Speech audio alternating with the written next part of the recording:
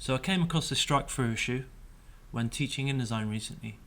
One of my students found a magazine and presented me with the challenge of showing them off the cuff how to add blocks of colour behind the text. And initially I was fairly stumped. The only obvious way to add the strikethrough was to actually use the strikethrough function. But alas, it kind of it just adds the block of colour on top. So that kind of defeats the object of what we had to do. The text needs to stand out rather than be hidden. So I've come up with two methods. The first of these methods was to use the underline properties in the paragraph styles. And the second option was to create like a block of colour and using the step and repeat function. So bear with me and we'll get going. So I've set up an InDesign document with 3 text columns. It's important that you add that text to its own little text box, and that's because we want to highlight that area only. We can add a text wrap to it so it pushes the text around it, and also for the paragraph style to only solely select this one area for the strikethrough rather than affecting everything. So make sure you have your paragraph styles panel open, and once you're in there with the text box selected, make sure you give it a new paragraph style and give it a name, something like strikethrough. Double click it and a little preference window will open. Navigate down to the underline section. This is where we get a little clever here, and make sure you turn the underline on, and instantly you'll see your text is underlined. Make sure the preview function is on in the bottom corner as well.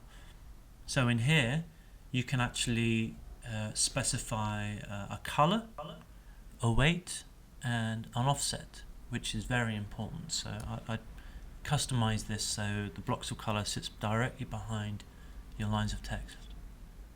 You can also drop the tint of the block of color, as it might be too intense or too bright. So it might be best dropping it down to about 60% just to make it fully highlighted. The pros is that you can apply this paragraph to any block of text instantly.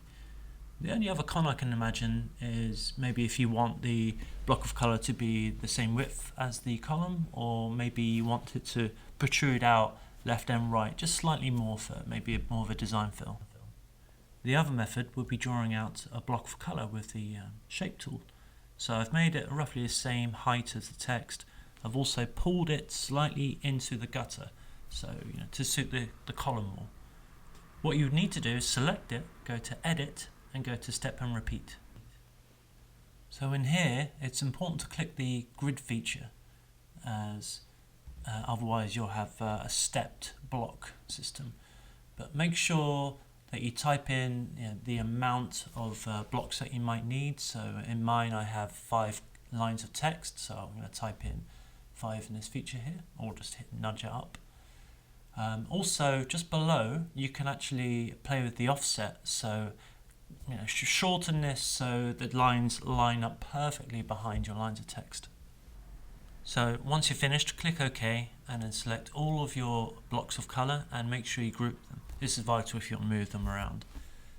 Afterwards, maybe arrange them so they sit behind the text, or maybe open up a new layer and add that permanently behind. So as it is, it works fine, but I maybe recommend doing something slightly different here and highlighting your text and turning it into a paper white. So what you'd also need to do, unfortunately, is go back, and this is one of the cons of doing this method, and you'd have to delete all of those lines. Now fortunately, in a step repeat, it does actually remember how many steps that you requested last time. So once you've made that line larger, you can actually simply click the step and repeat function again, and hey presto, it's all there for you. Maybe adjust the offset one last time just to make sure that it fits in perfectly. So give these 2 methods a go, and let me know what you think in the comments below.